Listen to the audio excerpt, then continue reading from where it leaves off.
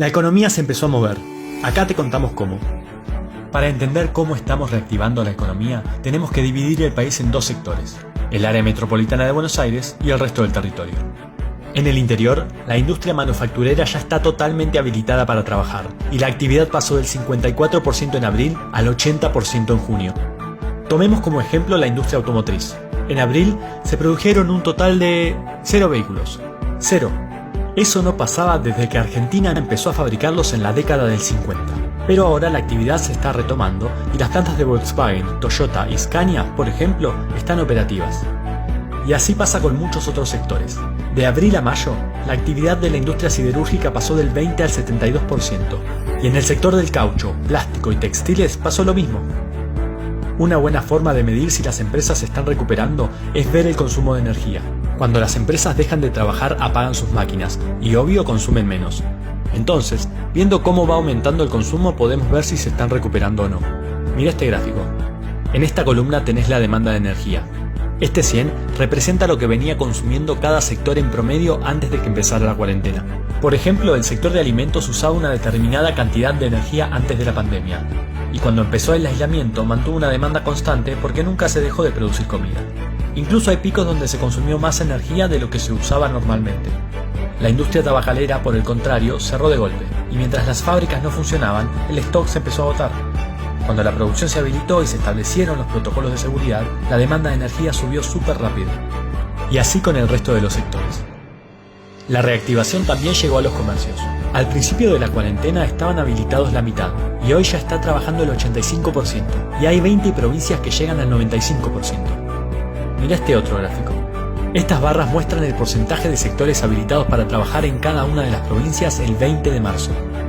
Y estas, el 11 de junio.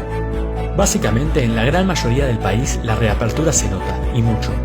Menos en el área metropolitana de Buenos Aires, donde se está dando un ritmo mucho más lento que en el resto de las provincias, porque es donde más gente hay y es más difícil controlar el virus.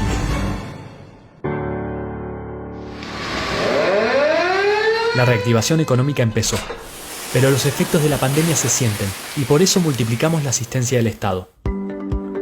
En Argentina somos 45 millones de personas, y 21 millones reciben ingresos por parte del Estado. Y este ingreso puede venir de diferentes lugares. Primero, del empleo estatal, que ocupa 3.2 millones de personas en los 3 niveles de gobierno, incluyendo docentes y médicos de instituciones públicas. Luego, de las jubilaciones y el sistema previsional en general, que tiene alrededor de 7 millones de beneficiarios. Y después, de otras dos grandes medidas que se tomaron en la pandemia.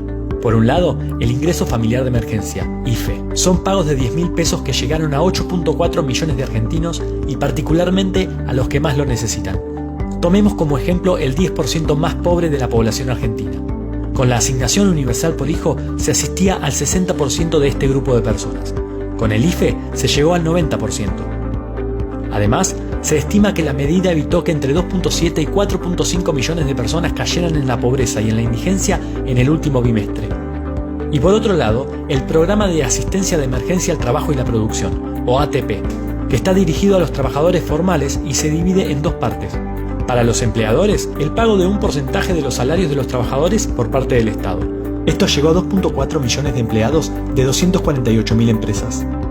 Para los monotributistas y autónomos, los créditos a tasa cero, que llegaron a 379.000 personas. Del total de dinero que se destinó a ATP, la mitad fue para los sectores de industria, 27.1%, y comercio, 23.9%. Y por último, otra de las medidas fueron los créditos a tasa del 24%, que lo recibieron 136.000 empresas, en su mayoría pymes.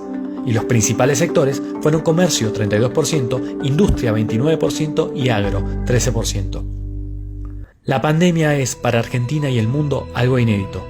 La economía de todos los países frenó como nunca lo había hecho antes, y eso es un desafío para todos los argentinos y las argentinas. Sabemos que no hay futuro sin política productiva. Para salir adelante, tenemos que incorporar tecnología, potenciar a las pymes y generar las condiciones para un crecimiento sustentable. El Estado, junto a las trabajadoras, los trabajadores y el sector privado, vamos a poner a la Argentina de pie.